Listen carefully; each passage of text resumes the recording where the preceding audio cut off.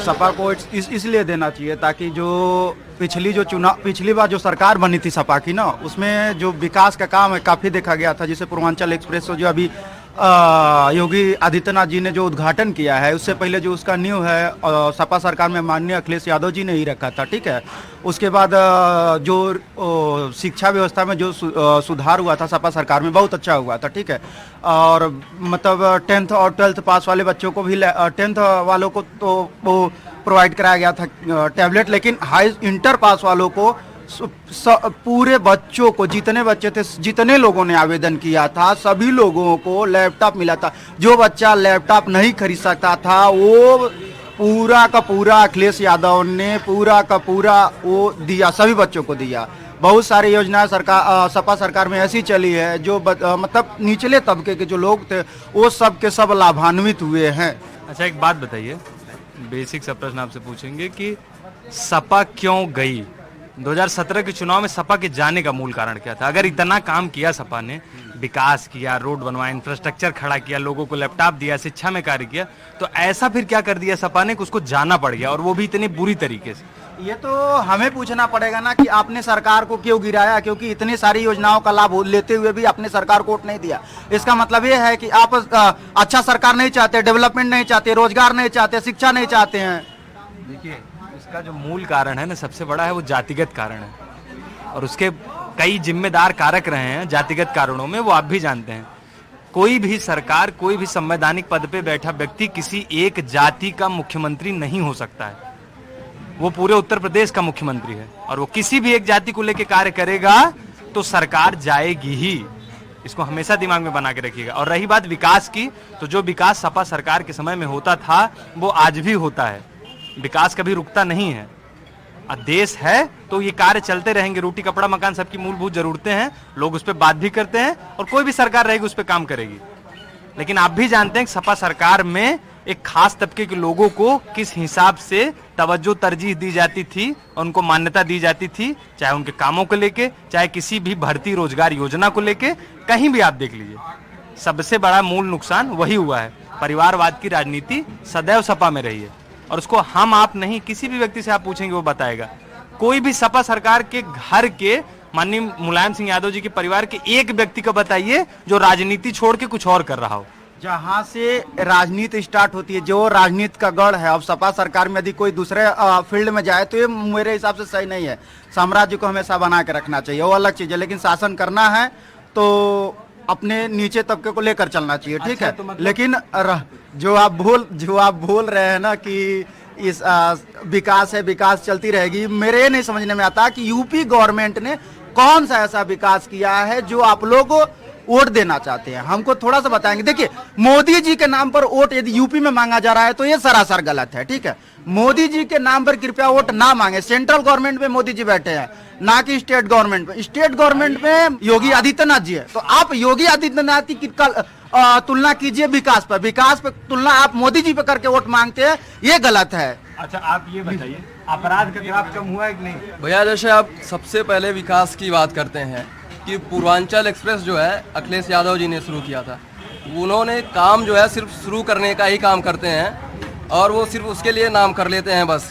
आज तक पूर्वांचल के विकास के लिए अखिलेश यादव जी ने एक भी काम नहीं किया है। वो एक क्षेत्र विशेष में काम करते हैं, वो जो उनके परिवार का क्षेत्र रहा है, वो चाहे सैफई रहा हो और जितने भी पश्चिम के क्षेत्र रहे हैं, उनके पिताजी की जो कॉन्स्टिट्यूएंसी रही है, जो उनकी कॉन्स्टिट्यूएंसी रही है, वो सिर्फ वही जगह पे जो है विकास करते हैं और कहीं नहीं विकास कर पाते हैं। वो हमको बनारस में सिर्फ योगी आदित्यनाथ जी की 2-3 वो डेवलपमेंट बता दीजिए, 2-3 बता दीजिए। माननीय नरेंद्र मोदी जी का छोड़कर आप योगी आदित्यनाथ की 2-3 विकास बता दीजिए, हम वोट देने के लिए तैयार है। बता दीजिए, कोई भी बता दीजिए।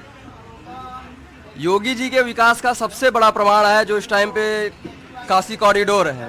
काशी विश्वनाथ कॉरिडोर जो है वो स्टेट गवर्नमेंट के द्वारा ही बनाया गया है। इतना बड़ा प्रोजेक्ट और इतना भव्य जो निर्माण हुआ है आज तक इतिहास में नहीं हुआ है, और ना ऐसा जो है सपा की गवर्नमेंट ऐसा कभी कर भी नहीं पाएगी। इस सरकार में काम तो चाहे जितना भी हो, लेकिन सरकार जो जाति की बात है कि जाति की सरकार सपा की थी, तो इसमें तो जाति तो दूर की बातें हैं, तो सीधे डिवाइड कर दिया जा रहा है कि 80 वर्सेस 20। मतलब इससे बड़ा क्या कहते हैं, क्लीवेज को अलग करने का कोई मुद्दा ही नहीं। 80 वर्सेस 20 ये जाति नहीं है। 80 और 20 ये जाति नहीं है। ये सीटों में डिवाइड किया गया। सीटों में डिवाइड नहीं किया उसका। एक मिनट सबसे पहले उसका अंडरटोन क्या है वो पता है सबको, ठीक है ना। वो आप अपने तरीके से उसका अंडरटोन क्या है सबको पता है। इसकी शुरुआत और ये प्रसाद मौर्य जी के द्वारा की गई थी 85-15 के नारे से। आज भी मैंने देखा है कि स्वामी प्रसाद मौर्य पर किस तरीके से बीजेपी के कार्यकर्ता ने मतलब ईंट पत्थर से मारा उनके काफिलों पर, उनसे चोट और उनको जान से मारने की तक की धमकी दी गई। अब देखिए कि कितना बड़ा गुंडा राज कायम है। स्वामी प्रसाद मौर्य को एक तरीके से टिकट के लिए भी इतना मतलब प्रचार करने के लिए भी इतनी बड़ी समस्याओं का सामना करना पड़ा। किस तरीके से गुंडा राज अभी बीजेपी के सरकार में कायम है। आप अच्छी तरीके से देख रहे हैं। आप अगर नहीं देख रहे हैं ना, नहीं देखिए, ऐसा है कि अगर काम की बात करेंगे तो काम हुए हैं, लेकिन अब महंगाई की बात करेंगे कि आम आदमी की पेट पे कितना ज़्यादा वार हुआ है। किसी के जेब में पैसे नहीं रह जा रहे हैं। जीएसटी का रेट देख लीजिए, महंगाई का दर देख लीजिए। आप किसकी बात करेंगे? मुद्दे बहुत सारे हैं, लेकिन आपको राजनीति आती है धर्म की। आप सिर्फ धर्म की राजनीति करके आप यहाँ भारत में स्थापित हो रहे हैं और तेजी से बढ़ रहे हैं, क्योंकि यहाँ धार्मिक अगर मत देखेंगे तो एक धर्म है जिसकी संख्या ज़्यादा है, तो आप उस धर्म को पकड़ लिए हैं। अब धर्म की राजनीति में लगे हुए हैं। इससे नहीं चलेगा। काम भी हो रहे हैं, विकास भी हो रहा है। हम ये नहीं कह रहे काम नहीं हो रहे हैं, विकास नहीं हो रहा है। हमने इसका समर्थन कर रहा हूं मैं कि काम हो रहा है, लेकिन अब आप ये देखिए कि महंगाई की दर कितनी तेज बढ़ रही है। एक बात बताइए, बीजेपी का गठन ही क्यों हुआ था? वो अगर हिंदुत्व की राजनीति कर रही है या धर्म की राजनीति कर रही है तो आज से तो नहीं कर रही है। ठीक है, आडवाणी जी ने रथ यात्रा क्यों चलाई थी? वो उनका शुरू से ही, एक मिनट सुनिए, उनका शुरू से ही ये मुद्दा रहा है कि उनको हिंदुत्व की राजनीति करनी है। और एक बड़ी बात है कि जो पार्टी केंद्र में आई या राज्य में आई, अपने जिन मुद्दों को लेके बीजेपी शुरू से अपने मैनिफेस्टो में रखती थी कि हमको राम मंदिर बनाना है, तो उसने वो किया। और रही बात विकास की या महंगाई की, तो सरकार के पास राजस्व रहेगा तभी सरकार कोई कार्य करेगी। इसको आप भी जानते हैं। समझ रहे भैया, राजस्व के बिना तो कुछ नहीं हो सकता। हम भी समझ रहे हैं। ऐसा नहीं है कि आप 2014 में आए और रातों रात देश तरक्की करने लग गया। देश पहले भी तरक्की कर रहा था, आज भी देश तरक्की कर रहा है, ठीक है, ऐसा नहीं है। लेकिन आप कहेंगे कि हम सीधा पहले आम आदमी की जेब पे डकैती मार के और सीधा आज ही विकास कर डालेंगे एक दिन के अंदर, तो ऐसा नहीं होता है। ये लोकतंत्र है, यहाँ पे ऐसा नहीं करना चाहिए। आपको आदमी की पेट भी देखना चाहिए, आपकी जेब भी देखना चाहिए, और आप विकास को एक निर्धारित तय मानक बना के विकसित करिए। ऐसा नहीं कर सकते हम सीधा डकैती मार लें और विकसित करना शुरू कर दें, ये नहीं होता है। अगर डकैती हो रही होती तो उसके बाद भी तो 2019 में सरकार बनी है कि नहीं? बिल्कुल। आप जो बात किए धर्म की, कि हाँ, धर्म एक निश्चित धर्म बना के ही इन्होंने पार्टी का गठन किया, इससे पार्टी बनी हुई है, मानते हैं आपकी बात। राम मंदिर के मुद्दे पे पार्टी बनी हुई है, जीत रही है, ये भी मानते हैं। लेकिन बाकी सिर्फ धर्म के अलावा ही और कोई काम देख के अगर आप करेंगे, जीत रहे हैं, क्यों जीत रहे हैं? सिर्फ धर्म पे जीत रहे हैं। और भी तो काम हो रहे हैं। नहीं, सबसे बड़ा पॉइंट आप देखिए, अगर हमने डेवलपमेंट करनी है तो इट्स नॉट अबाउट ऑलवेज कि हिंदू ही होगा या कोई और धर्म ही होगा। कभी भी इकोनॉमी की डेवलपमेंट एक धर्म नहीं कर सकता है। हम सबको मिलजुल के चलना है। You always know what is development. हम अपनी इकोनॉमी को डेवलप कर रहे हैं। बेसिक चीज हमारे डेवलपमेंट में क्या होता है? एक हमारा खाना और दूसरी हमारी इकोनॉमी। समझ रहे हैं आप? और उसको डेवलप करने के लिए सिर्फ आप ये नहीं कह सकते कि हिंदू है या बीजेपी है या आरएस है, वो सिर्फ डेवलपमेंट नहीं करेगा। हर चीज़ के लिए हमें अपनी अलग अलग मेंटेलिटी और सोसाइटी को सेटअप करना पड़ेगा। ठीक है, जब भी हमने इकोनॉमी को स्टेबिलिटी पे लाना है, क्या था जब बीजेपी नहीं थी तब भी डेवलपमेंट हुई ना। एलपीजी आया, आपको पता है 1991 में हमने ग्लोबलाइजेशन की, लिबरलाइजेशन की। ये सब किसने किया? सिर्फ हिंदू ने नहीं किया, या सिर्फ बीजेपी या सिर्फ किसी एक इंसान ने नहीं किया। और इंडिया के लिए कभी कोई एक इंसान था ही नहीं, जैसे कहते हैं। बिल्कुल सही बात। तो सबसे बड़ी बात ये है कि हम सबको मिलके we have to unite and we have to see our progress on the terms of economy, not on the terms of only religion. We know India is rich of culture and everything is rich in India, but the thing we lack is our unity. हमारे पास यहाँ सब कुछ है। अब हम we are the students of BHU, we have diversity, a lot of diversity, but where we fall, we everywhere fall is that we discriminate people among ourselves. We have so many of people, no, he is Muslim, no, we'll not talk to him. He's Sikh, we'll not talk to him. I myself is a Sikh, but I don't discriminate anyone because we know we stand at the same grounds. We are students and we are the people, young generation. We have to lead the nation. So we first focus on our economy and then on our people. That's the most important thing, I believe, personally. बिल्कुल बिल्कुल। बात बताइए, आपको क्या लगता है BJP की सरकार बन गई तो क्या मुस्लिम देश से बाहर कर दिए गए? हम ये नहीं कहे, बिल्कुल नहीं कहे। मुस्लिम की बाहर करने की बात ही नहीं है। अगर हम अपनी संस्कृति सभ्यता को बचा रहे हैं या उसको जीवित रखने का कोई भी प्रयास कर रहा है, आप ही सिख हैं ना, पर्टिकुलर किसी के धर्म पे बात नहीं करनी चाहिए, लेकिन आप सिख है उसके बाद भी अपनी धार्मिक मान्यताओं को देते हैं ना। हमको तो नहीं लगता सिख खुद से ज्यादा कोई धार्मिक मान्यताओं को देता है, चाहे कच्छा कृपाण पगड़ी कुछ भी हो उनका। तो अगर जिस व्यक्ति का जो धर्म है वो उसको मान के चल रहा है तो इसका मतलब ये नहीं है कि वो दूसरे धर्म को हर समय क्रिटिसाइज कर रहा है, नहीं कर रहा है ना। अभी हम लोग धर्म और ऐसे सब के बारे में बात कर रहे हैं, पर इससे ज़्यादा इम्पोर्टेंट मतलब ये टॉपिक्स फ्रंट लाइन पे आते हैं, पर इससे पीछे है जो ये लॉज बनाते हैं, और मोस्टली ये लॉज हर धर्म को ही प्रॉब्लम दे रहे हैं। मतलब आप जैसे फॉर एग्जांपल अभी मैंडेट्स मान लो, कोविड मैंडेट्स मान लो, they're basically helping, they're not helping people, they're basically taking हमारा जो राइट है ना उस पर और इन्फ्रिंज हो रही है ये सारी चीज़ें। तो ये सब देखने के बजाय कि कितना धर्म कर रहे हैं, ये कर रहे हो, एक फ्रंट लाइन पे एक टॉपिक होना चाहिए कि क्या कहते हैं कितना ये हमें हेल्प कर रहा है लॉ, बिकॉज बेसिकली ये सब लोग कहाँ जा रहे हैं, पार्लियामेंट जा रहे हैं, राज्यसभा लोकसभा जा रहे हैं। हाँ, कोविड पे जो नियम बनाए गए हैं उससे आपके अधिकारों की हानि हुई है, आपको ऐसा लगता है? एक्चुअली क्या है कि जब मैं प्रॉपर सपोर्टर हूँ मोदी जी की, तो मैं सबसे पहले ये चीज़ देखना चाहती हूँ कि यहाँ पर जब से मोदी जी आए हैं सबसे बड़ी चीज़ हमें सेफनेस लगी है। क्यों? क्योंकि आज आप यूक्रेन और रशिया के चीज़ें देख रहे हैं, वहाँ के अगर आप लोग न्यूज़ चैनल्स में देखेंगे तो उन लोगों ने ये चीज़ बोली गई है कि हम लोगों को अनसेफ कंट्रीज में रहते हुए भी इतना सेफ लग रहा है just because of Indian government, just because of Indian embassy, हम लोग इतना सेफ फील कर रहे हैं। नो डाउट वहाँ पर किलिंग्स हुई हैं, बट दैट डजंट मीन कि हमारी गवर्नमेंट हमारे लिए काम नहीं कर रही है। हमारी कंट्री आज वेलफेयर इकोनॉमी है। हम लोग कह रहे हैं हमारा देश गरीब हो रहा है, मोदी जी के आने के बाद हमारा देश गरीब हुआ, लेकिन आप लोग ये नहीं देख रहे हैं कि मोदी जी वेलफेयर इकोनॉमी की तरफ जा रहे हैं। वेलफेयर इकोनॉमी का मतलब क्या हुआ? आप गरीबों को देंगे, आप उन लोगों के लिए काम करेंगे, तो डेफिसिट फाइनेंसिंग में आप डेफिनेटली जाएंगे ही जाएंगे। अब मोदी जी क्या करेंगे? यहाँ तो पैसा देखें या वेलफेयर देखें। हम लोग पैसा देखेंगे तो कहेंगे गरीबों के लिए कुछ नहीं कर रहे हैं, गरीबों के लिए करेंगे तो हम लोग बोल रहे हैं कि पैसा नहीं देख रहे, इकोनॉमी नीचे जा रही है। तो दैट डजंट मीन वो एक इक्विलिब्रियम लाने की बात कर रहे हैं। तो इक्विलिब्रियम लाने के लिए थोड़ा समय लगता है, जो चीजें खराब हुई है उन्हें बनाने में भी समय लगता है। ये जो खराब करने वाला है बहुत बड़ा नैरेटिव गढ़ा गया है, वैसा कुछ है नहीं कि खराब हो गया बहुत सारा चीज।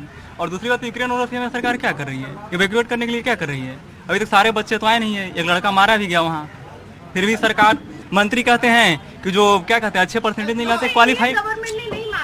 इंडियन गवर्नमेंट ने नहीं मारा, मैंने नहीं कहा कि गवर्नमेंट ने मारा, लेकिन गवर्नमेंट की रिस्पॉन्सिबिलिटी है ना। सबसे पहले तो सुनो, मैं बता रहा हूँ, सबसे पहले तो चुनाव में इंडियन और यूक्रेन गवर्नमेंट का इसकेज में मैं बता रहा हूँ आपको। सबसे पहले state election, UP state election में इंडिया वर्सेस यूक्रेन के मैटर पर यदि इस पे कुछ ना बोला जाए तो ठीक ही है, ठीक है, क्योंकि मैटर सेंट्रल गवर्नमेंट का और स्टेट गवर्नमेंट, मुझे सरकारी रिप्रेजेंटेटिव देना है, मुझे अपना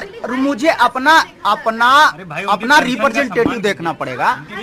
मैं उनके कंसेप्ट का सम्मान कर रहा हूं, लेकिन ये जानते हैं ये चुनाव प्रचार करने का एक तरीका होता है, ठीक है, जो हमारे मेंटालिटी को चेंज करता है। तो हम चाह रहे हैं कि हम चाह रहे हैं कि स्टेट गवर्नमेंट में मुझे एक सरकार को बनाना है, ठीक है, ना कि सेंट्रल गवर्नमेंट की बात यहाँ पर हो ही नहीं रही। तो सेंट्रल गवर्नमेंट का वो काम है, लेकिन स्टेट गवर्नमेंट पे हमको एक स्टेबल गवर्नमेंट चाहिए, जो कि हमको आप 6 साल पहले चले जाइए। हाँ, 6 साल कंडीशन पे। हाँ 6 साल। हम एक्चुअली राजस्थान से हैं, हमें पहले भी एक यूपी का कॉलेज मिला था, नो डाउट, लेकिन वहाँ पर हमारे पेरेंट्स का क्या विचारधाराएं थी कि यूपी एक ऐसी जगह है जहाँ आप नहीं जा सकते क्योंकि वहाँ पर थोड़े ज्यादा कैजुअलिटीज होती है फॉर गर्ल्स। लेकिन आज उनकी विचारधाराएं क्या है कि भाई तुझे मोदी जी और योगी जी का शहर मिला है तो तुम वहां जाओ, and definitely people are like BHU is safe for girls. हमने ये चीज इस हफ्ते में फील की है, नो डाउट। पहले आप ये जाते यूपी में फील कराने के लिए तो आपको कोई सेफ सिक्योरिटीज नहीं थी। आज आप लखनऊ जाइए, आज आप इलाहाबाद चले जाइए, चीजें हैं गड़बड़, लेकिन मैं ये नहीं कह रही हूँ कि सेफनेस नहीं है। सेफनेस प्रोपोर्शनली बड़ी है। और फॉर गर्ल्स, आप योगी जी को देखिए, गर्ल्स के लिए उन्होंने क्या कुछ नहीं किया है, क्या कुछ नहीं कर रहे हैं। Definitely they are going to do. आप इनसे बेहतर कोई बता के बताइए आज हमें। आप गर्ल्स की सेफ्टी की बात करें तो मैं आपसे बिल्कुल डिसएग्री कर रही हूँ इस चीज पे। ये मैं चीज मानती हूँ। हमारे ऐसी जगह राजस्थान में रहती हूँ, वहाँ पर हमारी मैं भी राजस्थान से ही हूँ, मैं भी राजस्थान से ही हूँ। वहाँ पर कॉन्शियसनेस है इन सब नहीं, चीजों को राजस्थान लेकर। का सिचुएशन यहाँ से बहुत बेटर है, मैंने देखा है। एनसीआरबी का डाटा उठा हाँ, जैसे मैं यहाँ पे देखती हूँ, यहाँ पे मैं मेरे हिसाब के कपड़े नहीं पहन के नहीं घूम सकती। अनसेफ स्टेट स्टैटिस्टिक्स क्या बताएगा आपको? पता है स्टैटिस्टिक्स में हम डेटा लेते हैं, हम ये चीजों में सर्वे करते हैं। लिसन क्या होता है ना कि हम लोग डेफिनेटली डेटाज लेते हैं, हम लोग सर्वे करते हैं, पर अब मुझे ये बताइए 100% सर्वे का आप पर्सनली फील करिए ना, आप पर्सनली फील कीजिए ना। मैं अपोज नहीं कर रही हूँ, मैं अपोज नहीं कर रही हूँ, मैं पर्सनली बता रही हूँ। पर्सनली ऐसा है, मैंने खुद राजस्थान में जो चीज फील की वो यूपी में, मैं खुद राजस्थान से होकर यहाँ को एडमायर कर रही हूँ, यहाँ को प्रेस कर रही हूँ क्योंकि यहाँ है डेवलपमेंट। एक बात बताइए, आप बात कर रहे हैं अपराधीकरण और डेटा की, एनसीआरबी की। सपा सरकार में स्थिति क्या थी उत्तर प्रदेश के, आपको भी पता है और हमको भी पता है, ठीक है? तो आपराधिक डेटा पे तो बात नहीं करे सपा को लेके तो ज्यादा अच्छा रहेगा। क्यों नहीं भाई? देखिए, सुनिए हमारी बात सुन लीजिए भाई, चुना जाएगा तो हाँ, सारे क्वालिटी भरपूर होनी चाहिए। सुन तो लीजिए, किसी भी परिस्थिति में किसी भी सरकार का सारा काम न तो सपोर्ट किया जा सकता है, न तो सारे कामों पे क्रिटिसाइज किया जा सकता है। लेकिन हर सरकार में कुछ काम ऐसे होते हैं जो समझ के लिए होते हैं। आपको भी पता है कि आपराधिक प्रवृत्ति की स्थिति 2017 के पहले क्या थी, अभी क्या है।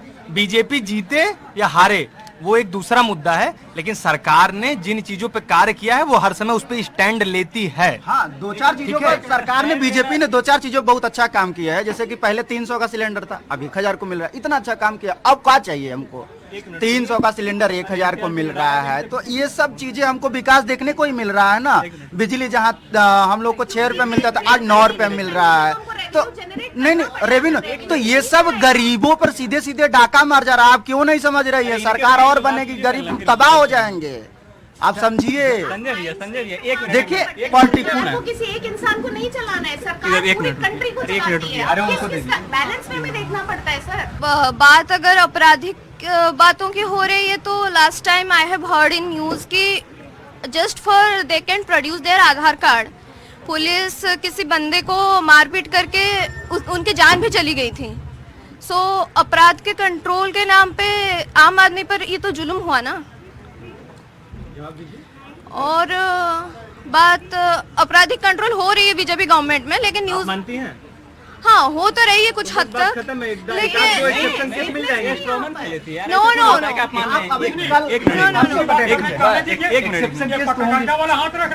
एक्सेप्शन वाला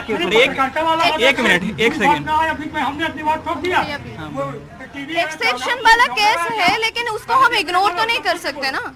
एक्सेप्शन वाला केस है लेकिन हम उसको इग्नोर तो नहीं कर सकते ना। कुछ अच्छे के लिए बहुत ज्यादा बुरा तो भी हो रहा है ना, कोई मर भी तो रहे ना लोग। जो चीज को और कस्टोडियल लिस्ट कितनी हुई है इस सरकार में, इतनी बड़ी है। मतलब लोगों को क्या है, पुलिस ले जा रही है, मार कर फेंक दे रही है, नल की टोटी से लटक गया, क्या लॉजिक है? मतलब लॉजिक भी मर जाएगा सुन के बाद। ये इसके लिए मैं बताता हूँ। और एक बात और बताते हैं। और सरकार अभी क्या करते हैं, जो एंटी एनआरसी और सीए प्रोटेस्ट थे उसमें सरकार ने सब पे फाइन ठोका था, कितना वसूलेंगे, जो था या प्रोटेस्ट में नहीं। अभी सुप्रीम कोर्ट ने क्या डिसीजन दिया, यूपी सरकार को फटकार लगाई कि सब रिफंड कीजिए जिनसे लिया है, और जो नोटिस है सरकार गलत करेगी वो जो प्रोटेस्ट करने वाले थे उनके ऊपर नहीं था फाइन, फाइन उनके ऊपर था, फाइन उनके ऊपर था जिन्होंने तोड़फोड़ की, जिन्होंने बसों को आग लगाई। नहीं यही है। सुप्रीम कोर्ट ने रिफंड का ऑर्डर क्यों दिया? और जो बात आप कर रहे हैं कि अपराध की, सपा और बीजेपी की आप तुलना कर रहे हैं, तो बीजेपी देखिए, अपराधी जो है वो हर एक गवर्नमेंट में होता है, वो अपराध करता है, उस पे सरकार एक्शन क्या लेती है आप ये देखिए। बीजेपी के गवर्नमेंट में तुरंत एक्शन होता है किसी भी अपराध पे। उनका सबसे ज्यादा एनकाउंटर अपराधियों के हुए हैं बीजेपी के गवर्नमेंट में। और ना मुझे पता है सोल्यूशन नहीं है, सोल्यूशन नहीं है, लेकिन आप सोल्यूशन क्या मांगते हैं? एक राजनीतिक पार्टी का प्रमुख ये कहता है कि बच्चे हैं, उनसे जवानी में गलतियां हो जाती हैं। आप ऐसे आप क्या चाहते हैं? ऐसे पार्टी के ऐसे मुखिया को बोलने वाले को हम जो है सपोर्ट करते हैं, हम उनको वोट दे दें? आप जो है आपराधिक मुद्दों की बात करते हैं। अच्छा, आप लोग यूपी में वुमेन सेफ्टी की बात कर रहे थे, आप मुझे हाथरस बताइए, वो आप कैसे मतलब बारे में आप रियलिटी चेक कीजिए। एक और चीज हाथरस में हुआ, फिर उन्नाव में हुआ, एक और ये आप सीएए वाली बात कर रहे हैं। हाथरस कांड के पीछे की सच्चाई जानिए। ठीक है। एक बात बताइए, सरकार की सबसे पहली प्राथमिकता क्या होनी चाहिए? सुनिए मेरी बात। सरकार की सबसे पहले प्राथमिकता होना चाहिए बेसिक नीड, जो गरीबों का जो बेसिक नीड्स है वो पूरा हो। एक बात समझिए, एक सेकंड। सरकार की पहली प्राथमिकता क्या होनी चाहिए? लॉ एंड ऑर्डर मेंटेन करना या फिर न्यूज को फैलाना कि लोग और ज्यादा समस्या और ज्यादा उग्र हों? आपसे पूछ रहे हैं, एक सेकंड रुकिए। लॉ एंड ऑर्डर मेंटेन करना पहली प्राथमिकता है ना?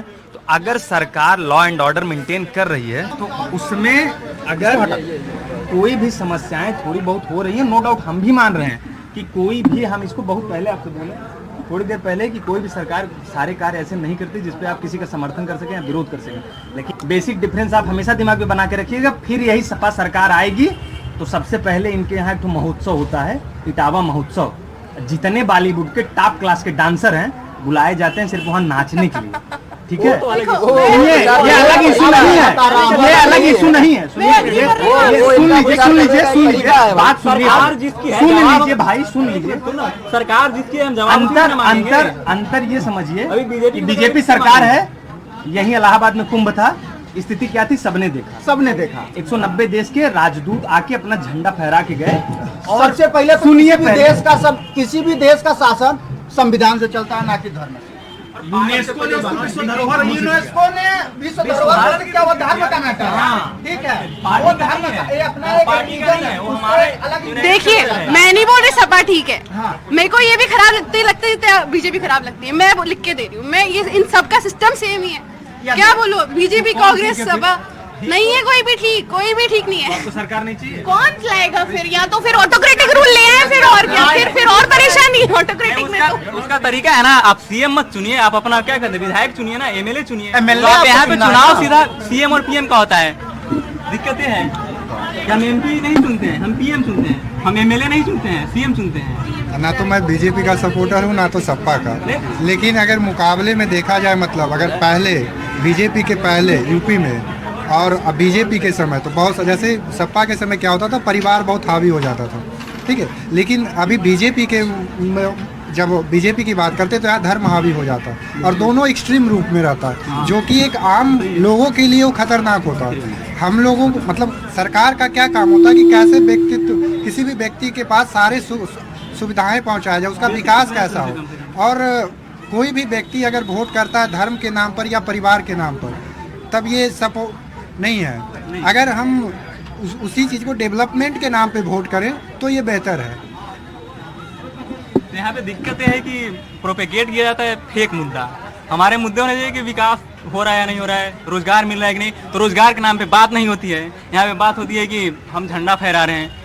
तो सरकार का काम है, किसी भी देश का संबंध रहता है हर एक सरकार से, पूरे विश्व में रहता है, जहाँ भी इसका एम्बेसी है वहाँ पे रहेगा, लेकिन उसमें पार्टी का क्या योगदान है? हम सिर्फ धर्म की बात ही क्यों कर रहे हैं? मुझे एक बात है, हमारे पास सिर्फ एक धर्म ही क्यों टॉपिक है? Why don't we think education, employment, infrastructure और चीजें बहुत हैं। चुनाव क्यों नहीं है हमारे पास? चुनाव में सिर्फ धर्म ही क्यों एक मेन रोल प्ले करता है? पूछना चाहिए ना आपको। तो हम उस चीज पे क्यों उस चीज को प्रोपेगेंडा बनाते हैं? Why should we create that propaganda? Sapa क्यों नहीं विकास? सपा तो बहुत विकास की है, गरीबों को लैपटॉप विकास की है, उसकी बात क्यों नहीं कर रही है? सपा ने इतना ज्यादा विकास कर दिया, उसकी बात क्यों नहीं कर रही है? 2017 में सारी स्थिति बदल गई।